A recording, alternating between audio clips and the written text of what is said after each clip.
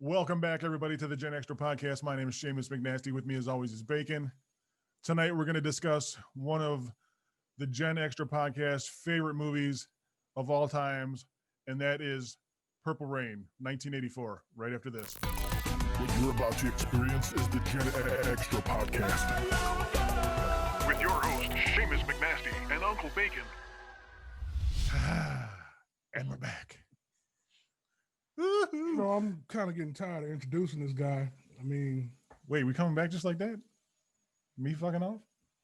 You want to do that?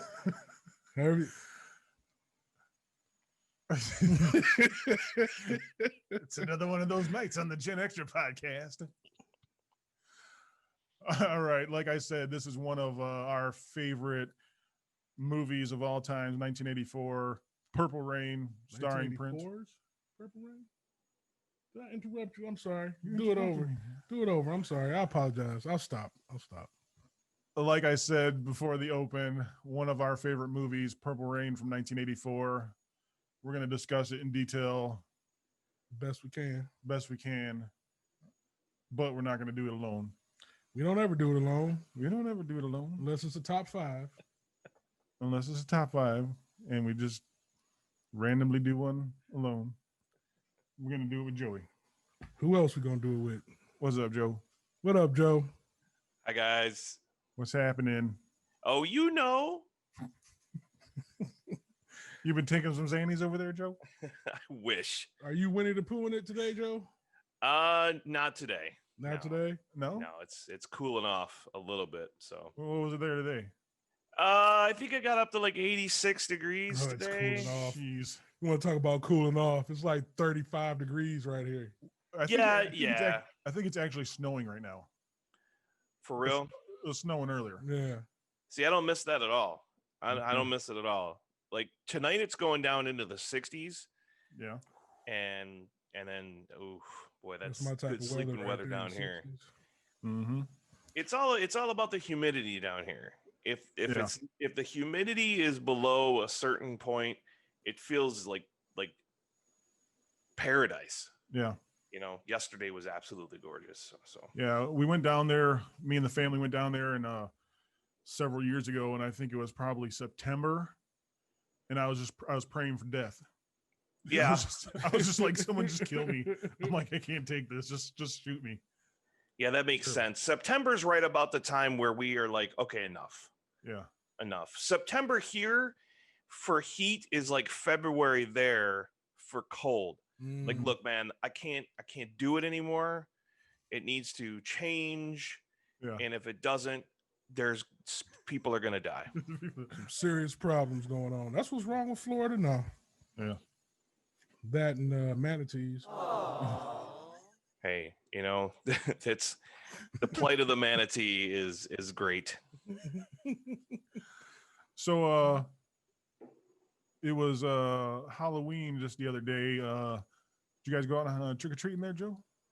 No, we went to the beach. The beach? Yeah, I'm still paranoid over the pandemic, so yeah. I talked my daughter out of trick-or-treating, and I told her, I said, look, the consolation prize is that we can spend the day at the beach, and she was all about it. So right. You get her some candy at least? Yeah, we did. Yeah, that's all that matters. Good. So yeah, well, we did let the kids trick or treat a little bit, but they were wearing masks. We actually had quite a few people show up to the house. Really? Made one of those little shoot things. Shoot the candy down at them. The candy shoot. Yeah, I heard a lot of people are doing that. What did you make yours out of, like PVC pipe? No, I used it out of an old piece of gutter I found in the garage.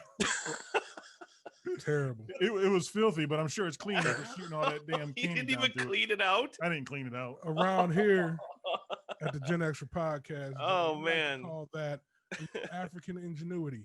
Here you go, kid. Here's the Snickers and some lockjaw. Some dead leaves. There might be some maggots in there. It's like I could see like the Peanuts thing. Like I got a Snickers. I got a Tootsie Pop. I got some dead leaves. Dead leaves. And an acorn.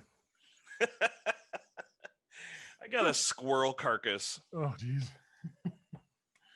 So let's get into the review here of Purple Rain, one of all of our favorites.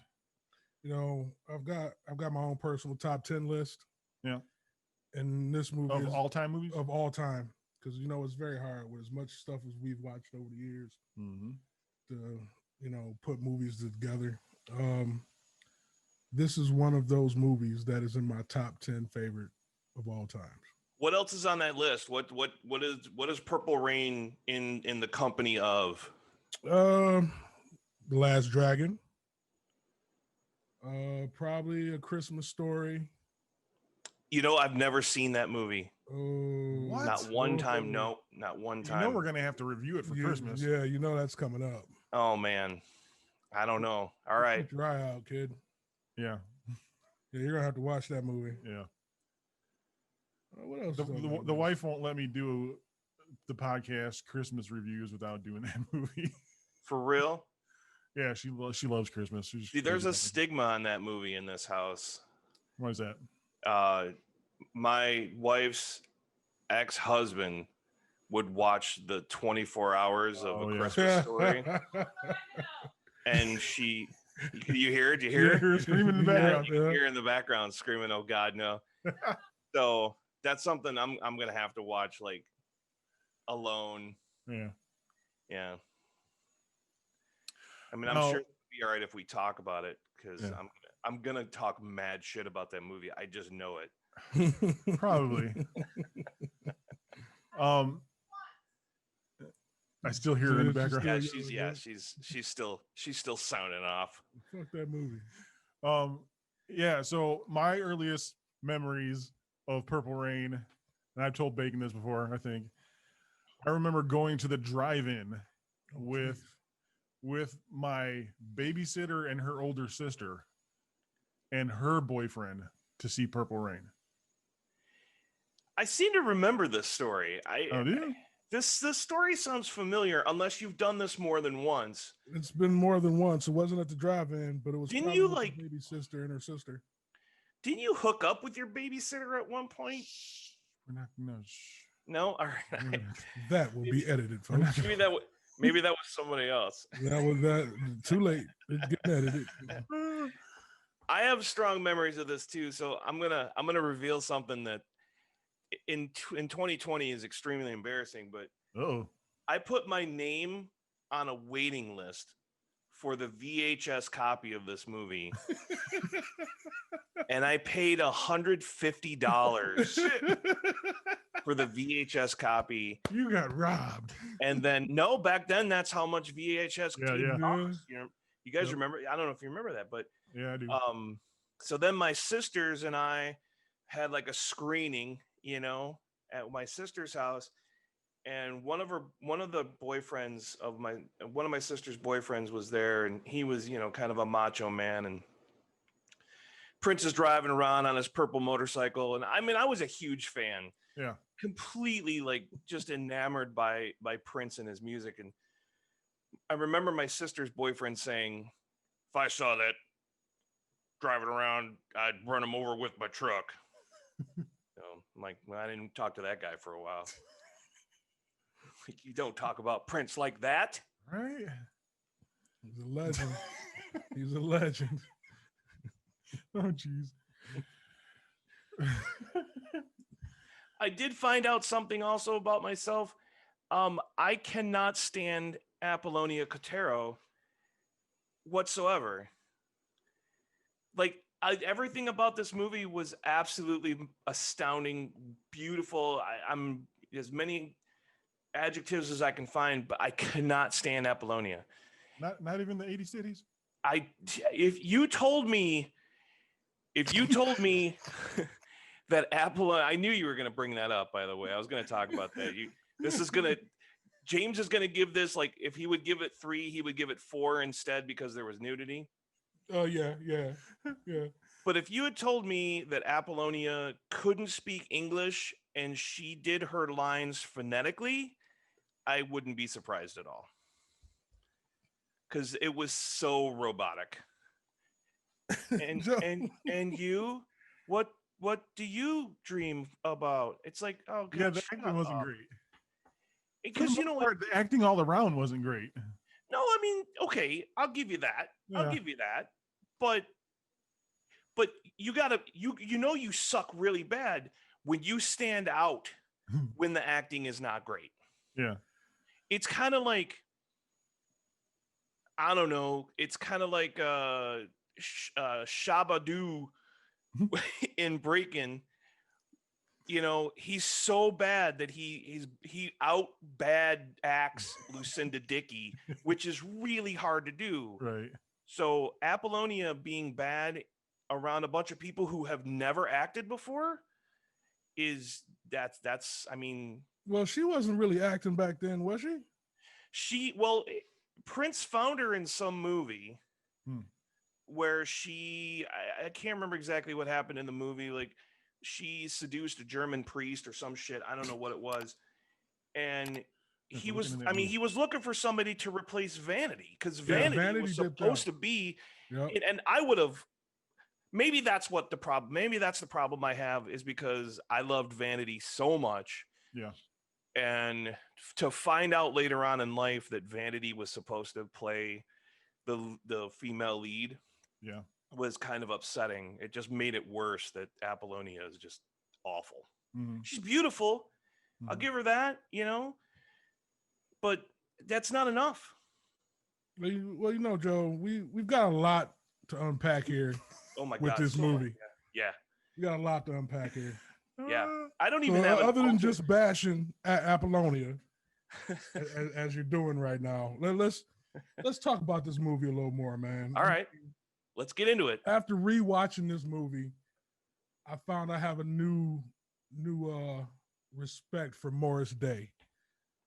I always looked at him as the bad guy in this movie. Okay. But he plays it well. But rewatching it like the last couple days, he was cool, man. He actually made the movie. He was funny throughout the whole movie to me. There's a scene where he walks out on the street with Jerome, and a girl comes up and is just going off on him, just yelling at him. And Jerome steps to the side. When she's done yelling at him, he just looks at Jerome and he's like, Jerome. Jerome grabs her, just throws her in the trash can. They go on their merry little way. He was like the player in the whole movie, man. Why did Morris Day have a servant? That was their shtick. That had to be. That was always their gimmick back then with the time. Yeah. Well, that was Jerome Benton's shtick, because in Under the Cherry Moon, he was Prince's kind of like sidekick. Like, there's one scene in that movie where Jerome Benton is actually giving Prince a bath. So he was shining his shoe. He was shining Morris's shoes. Shining Morris's shoes when they were doing the Abbott and Costello shtick. Yep. Which I thought they delivered well. I mean, you see that in a lot of movies. Yeah. And it's tired. It's old. But they did it. They put their own twist. Just that I don't know, that funky, cool twist that they like, the way that they had of talking to one another. Right. And yeah. It even came back later on. Yeah. They brought the joke back up, and he was like, when Apollonia shows up. Yeah. With the password. Like, and Morris looks all frustrated, like, God damn it, we're not going to do this again. I don't have an alternate title for this movie, but I will say that it looked like a United Colors of Benetton commercial fucked a Ministry video. Damn. Jesus. And I love this movie, but I'm looking at it last night and I was like, my God, it's just the androgynous 80s. Yes. Yeah. Now, my son is 13. He didn't watch this movie, but he's seen other 80s movies, and he always says, man, the 80s were weird. Yeah. He always says that. Like you said, the people with like the makeup, not just like on their eyes or anything, but like on their face. On their faces. On their forehead. Just everywhere. Yeah. And I mean, there was a lot of different genres of people back then as far as fashion went. And it didn't matter the color of your skin. It just mattered what fashion trend you followed. You were either the androgynous kid or you were the super prep or you were the industrial, which turned into goth. You know, so yeah, the guy that would introduce the bands, he seemed like the goth guy to me. Ladies and gentlemen, please welcome The Time. Well, I had to know look who him was up. supposed to play that role. Who was supposed to play that role? Chris Elliott. Yeah, you beat me to it. I got you. I love it. I had at least 3 Chris Elliott potential. Yeah. I had to look that guy up because at first I thought that was Hugo Weaving. No. But his name, it was not Hugo Weaving. So I was a little disappointed because it looked like him, didn't it? It sounded a little bit like him, you know? Yeah, just a monotone, yeah. Yeah, that monotone, like weird deep voice without. And then they had the big biker guy as the bouncer. Well, that was Prince's bodyguard. In real life? In real life, yeah. Really? Yeah. You know, you never said what this movie was about like you normally do. I think everybody knows what this movie is Everybody about. knows what Purple Rain's about. Okay, I'm just saying. We don't have to pause it. We just leave that in. Just saying, man. Just saying. Everybody knows what Yeah, Purple we can Rain's leave about, that right? in. It's about I think Prince. if you don't know what this movie is about, then you've been living under under a Spoilers. mushroom for the last 30, 40 years. Here's what the movie's about. Right, you can read it right there on the screen. You already got look it. at that. You already got it. Purple Rain, rated R, came out in 1984. It's 151 minutes long. Right there. Go ahead and read it in all of its glory. It was a huge success too. It was, the budget was $7.2 million. It made 70.3. Yeah, I think that was the opening weekend, wasn't it? Yeah. Yeah. I mean, the opening weekend was huge, but man, this movie was profitable. Yeah. You know what was not a huge success? Its unofficial sequel, Graffiti Bridge. Never saw it. That's the one I haven't seen. Out of his 3 movies, I have not seen Graffiti Bridge, but I've heard that that's okay if you don't see that one. Yeah, you're fine. Is that the one that was in black and white? No, that was No, Cherry Moon was in black. It was actually shot in color, but then just released in black and white, which I mean, I've seen it and it makes sense in black and white because it's got this old film noir quality to it. But Prince represents better in color because he's, you know, I mean, he represents so many things to so many people. Right. You know, he's one of those people that he can dress like a sideshow vampire, but it's acceptable because he looks good. Yeah. You know what I mean? He's just like this little 5'1" oozing sex appeal little man. That wears Madonna lacy gloves. But he pulls it off, man. I was telling Seamus earlier when we were watching it, I say Prince can get away with anything. He walked up to Apolloina and said, "Give me that." And she handed over her anklet. Then he turned around and made her bathe in the lake that was not Lake Minnetonka. One of my favorite lines in the whole movie. And then she still was chasing after him. Yeah. Turned around, got mad, and smacked her because she was going to hang out with Morris. And she still wanted to be with him.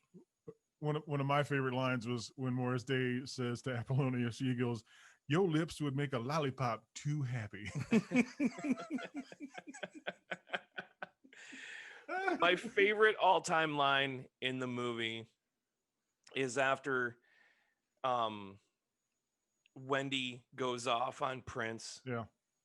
And the doctor, it gets quiet, and the doctor says, "Oh yeah, like God screwed up Wendy's periods. Yeah. You know, she every 28 days she's nice. Yeah. It lasts about a weekend."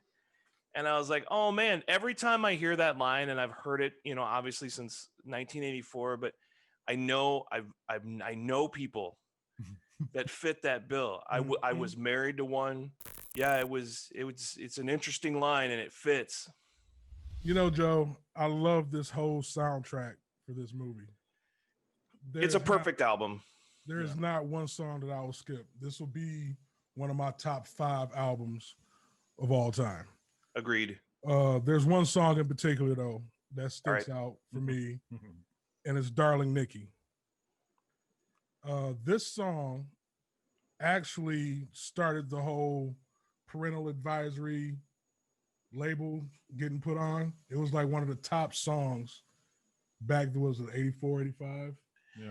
Really? I didn't know. I had no idea that that's where that kicked off. So Tipper Gore was pissed off about Darling Nikki. She was pissed off because her daughter was singing lyrics to Darling Nikki. Well, that makes sense. And that's what started the ball rolling. But it was one of the top songs in that Filthy 15 list that came out.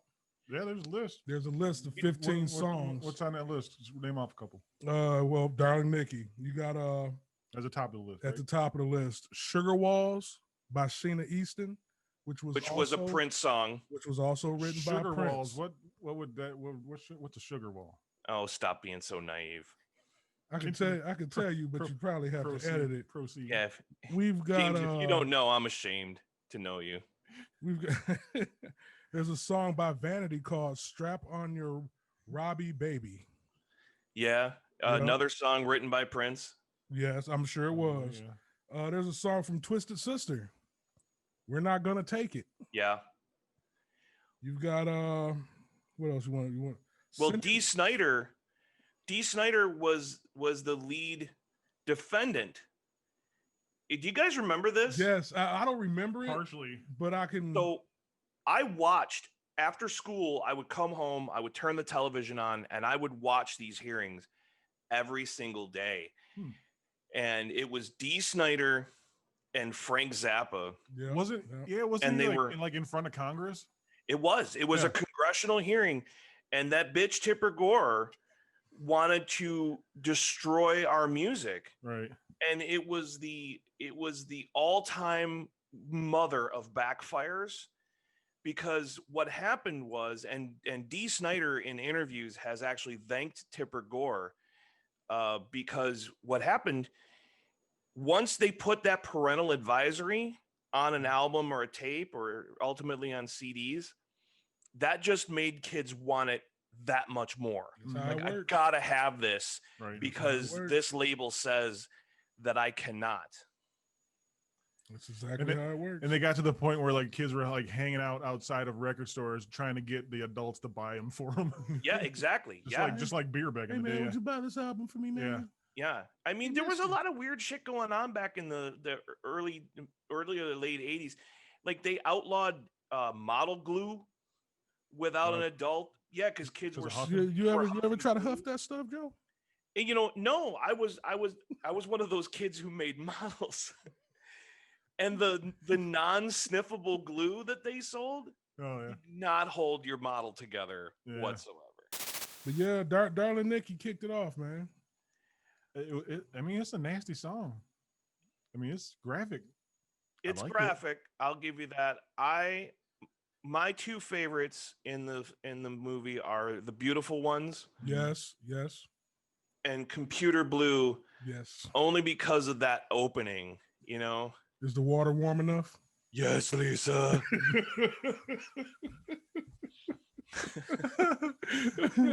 I had such a thing for Lisa Coleman. Oh my God. Man. Lisa and Jill. So the blonde who plays a waitress. Yes, that was Jill. Yeah, we were talking about Jill. She was in the band. Yeah, well, she makes an appearance also in Graffiti Bridge. So I did a little research. She used to sing backup for Tina Marie and Apollonia 6, but she was in Prince's Circle. She actually put out a couple albums back in the day. So yeah, she was in the Little Red Corvette video. Well, yeah, where there was that. She's been hanging around Prince for a while. Yeah. So I had a thing for Jill back in the day. James, what was your favorite song on the soundtrack? Probably Darling Nikki. Yeah. That's probably my favorite. Yeah. Just like the way it sounds. Just the whole way it sounds. I dig it. It's dirty.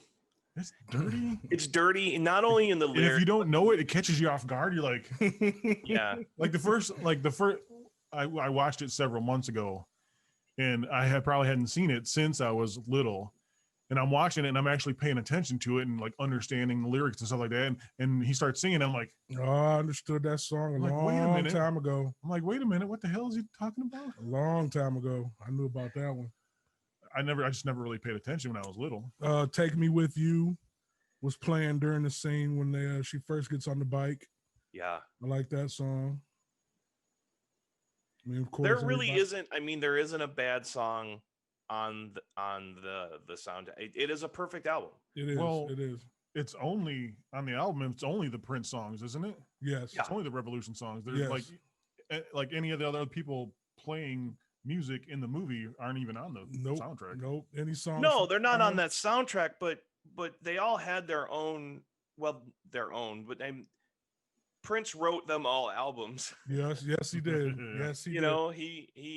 Apollonia 6 had a full album. Time got their album. The Time had a.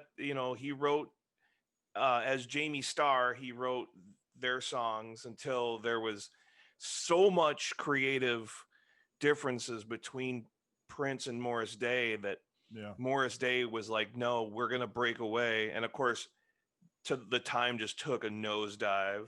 Yep. Lisa and Wendy tried to do a solo career. They never went anywhere. 5 albums. Yep. That were, Des Dickerson had a little bit of a career. But that was the only song anybody ever knew by Des Dickerson was Modern Air. I don't even know that song. Which person was that? Modern Air. It was like the one guy that he was on by himself. He says, I mean, you can't miss that song because that's the word he says over and over. I want to be a modern air. Is that modern the guy air, modern air. The headband on? Yes. Yeah, that's Des Dickerson. Yeah, we were watching like, who is this guy? We're like, I don't really know who this guy is. Because I said out loud when Billy tells the kid, he's like, Morris got this girls group and they're pretty good. He goes, I got 3 acts. I don't need 4. Somebody got to go. And I was like, well, fire Des Dickerson because he's fucking terrible. That way you got, you've got Prince, The Time, and Apollonia 6. Yeah. There's your set right there, man. I mean, Vanity 6 should have been, the thing, but whatever. We've already talked about that. Did you notice who was playing his dad in that movie? Yeah, Link from Mod Squad. Yes, sir. Or Samson. Samson from Half Baked. Yeah. Clarence Williams III. Yep. Right near the beach, boy.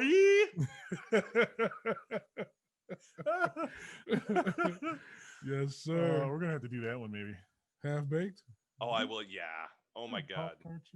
It was 90s. Was it 90s? It fell in the 90s. 90s. Okay. We'll have to check that one out. It's in our window. Yeah. I want to talk to Samson. Samson, it's Sheila. Samson Simpson. Oh, God, I love these tangents, boy. So the first like the sex scene between Prince and Apollonia. Oh, here we go. I mean, that was just that he I think he literally felt her up. Like he like yeah, because they down didn't there really show him having sex, grabbing it. Oh, you mean in real life? Like yeah, he wasn't acting like he actually. Okay. If you're watching that, he's like in there, boy. She was married. Was she married? Yeah, she was married. She kept it Prince hidden. didn't care. No, I know Prince didn't care, and she had kept to keep it a hidden. secret. But yeah, she had to hide the fact that she was married because Really? it would. Yeah, because it didn't go with the image of the film. Yeah. They wanted, Warner Brothers wanted it to appear that Prince and Apollonia were an item. The shit they do. I know, fucking Warner Brothers. Not hashtagging Warner Brothers. No sponsor from them. We're getting that Kroger money, man. We don't need Warner Brothers. Big K, baby. Big K. They sponsored my margarita for this evening.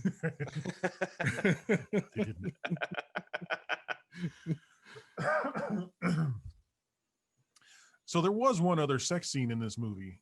It was real quick. It's like a flash. Oh, during it's during the When Doves Cry. what'd you call it? The road.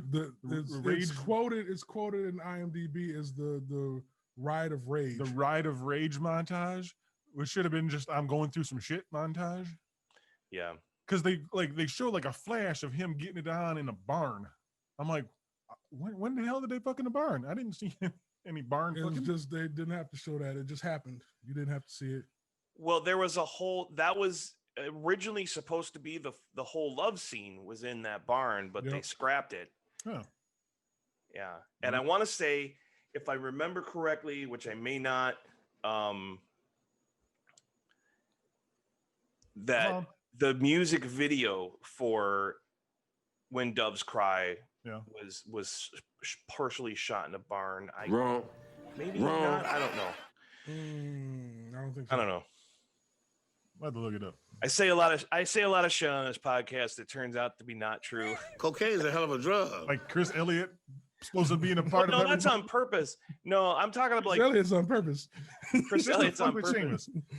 I'm talking about like that scene where I was talking about in Nightmare, where the kid was like, "Is your mother home?" And she's like, "Of course." And I was like, "But then they're in." I fucked that all up.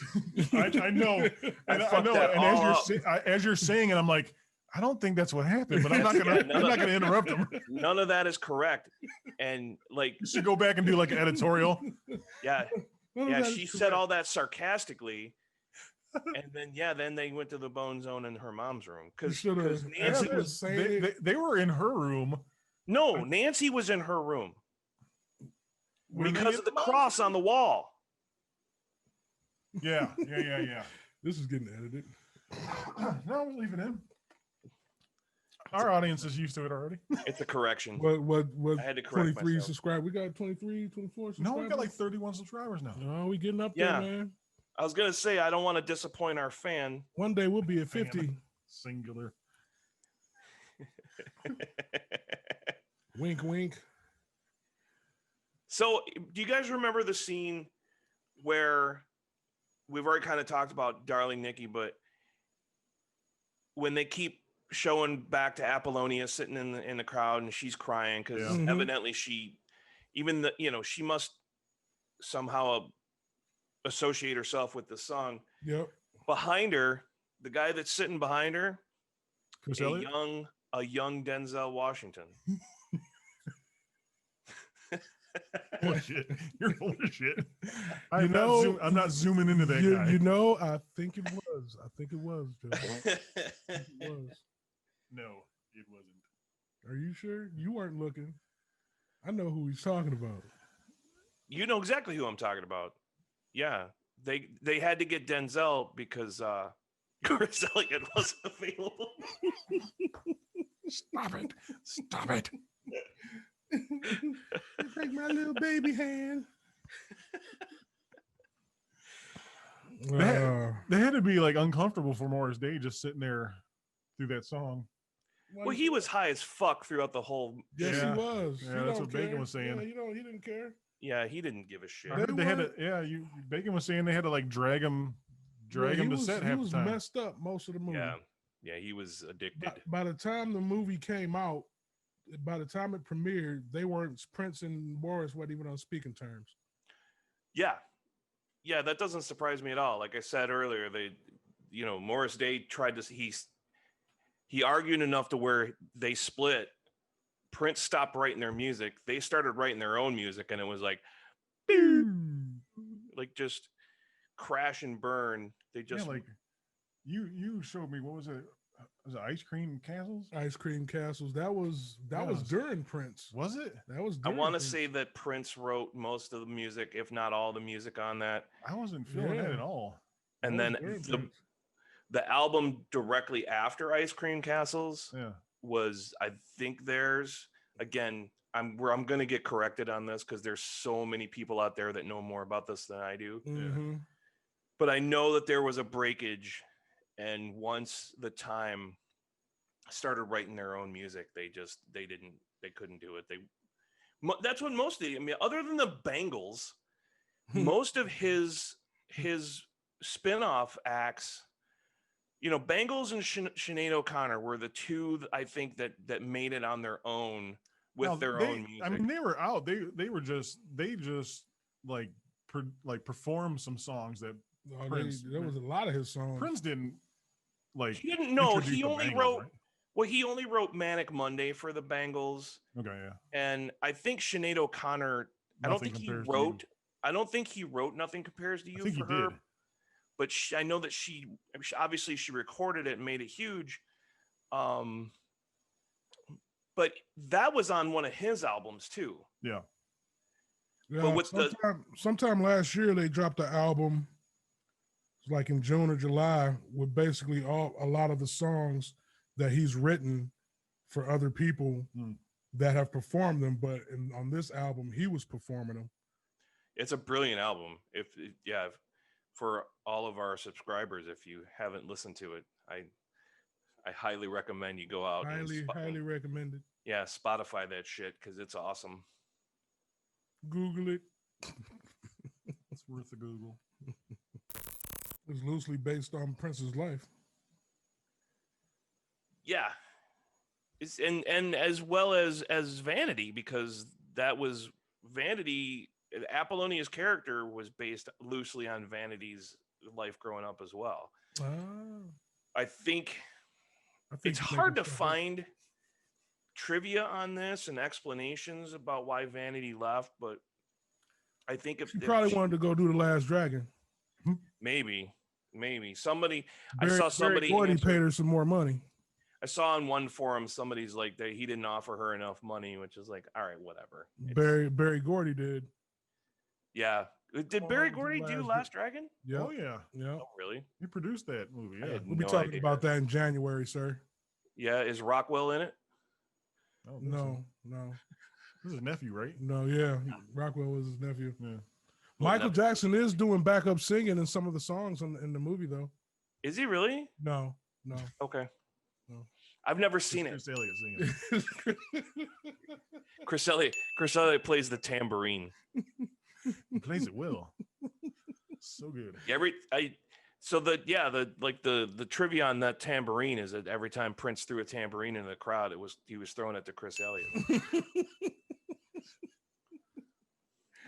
Okay. I don't know what we're even talking about. Caught it with that little hand. I thought we were talking about Purple Rain. This seems to be like the Chris Elliott hour. It's turning into the Chris Elliott podcast. You have to put a picture of Chris Elliott up so folks know. Yeah, every time we mention Chris Elliott, his face pops up. Just his face somewhere on the screen. Yeah, not in the TV, not in the TV, but on the screen. Watch him turn out to be like our number one fan. Chris Elliott. Is he still alive? Chris Elliott's alive. He's on Schitt's Creek. What's gonna happen is like sometime in like March, we're gonna be like, hey, we got a big announcement. Chris Elliott talked to Kroger. Chris Elliott talked Kroger into sponsoring us. We finally got our sponsor. Oh man. Nice. Oh Lord. So the prop that I want, I used to think that I wanted like Morris Day's full wardrobe, but I couldn't pull it off. The prop I want is that little puppet. Yep, I knew it. Puppet, yeah. I knew it. The puppet. I want that so bad. You don't need them anyway. I knew it. I want that puppet. The last scene of that was the and puppet Lisa crying? Coleman. Was there a tear on the puppet? Maybe. Might have been. I think there was a tear on the puppet because when he turns it around and is looking at him, he goes. It might have been. Yeah. It's possible.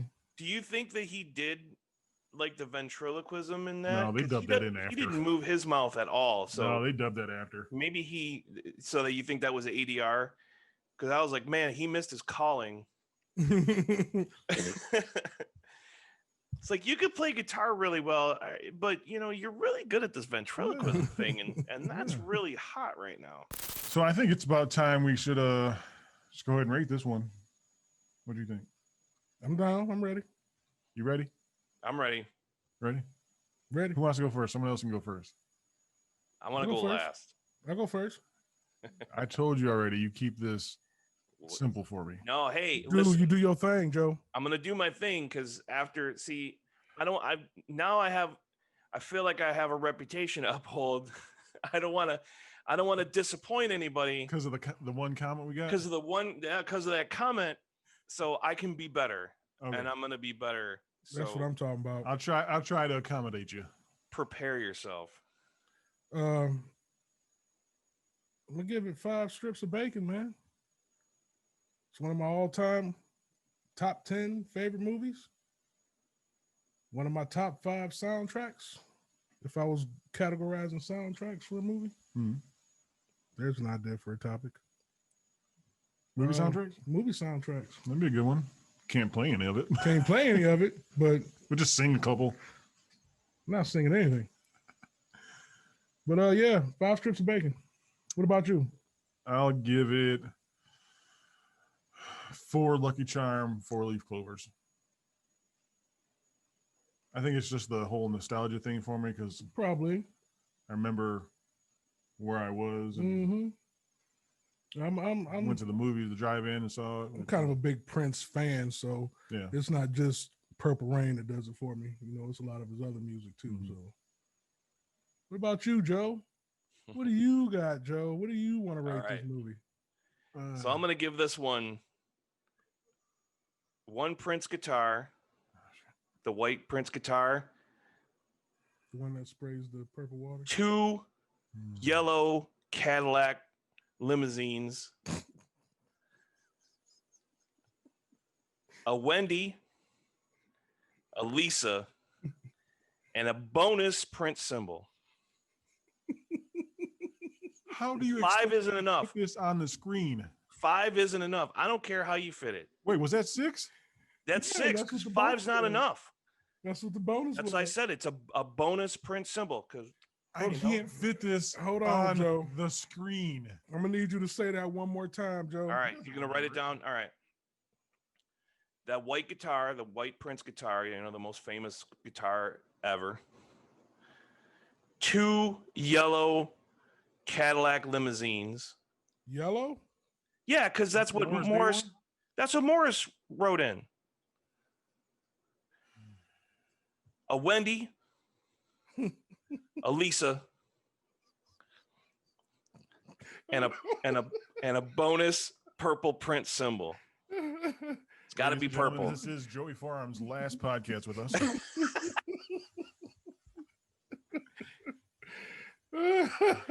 I love it. You said a Wendy and a Lisa. Yes.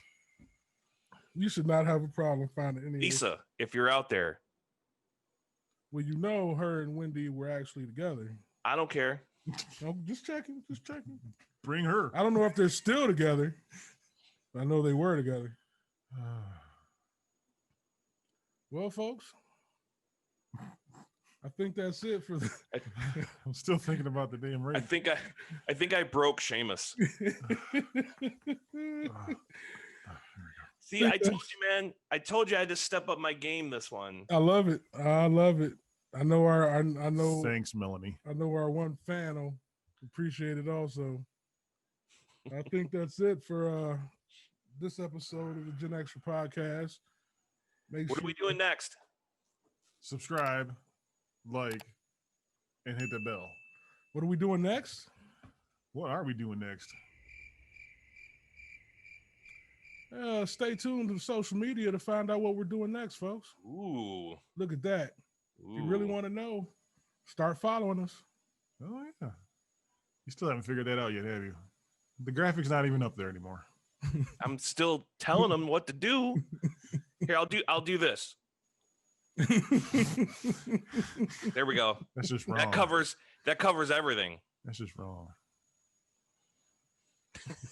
Graphics.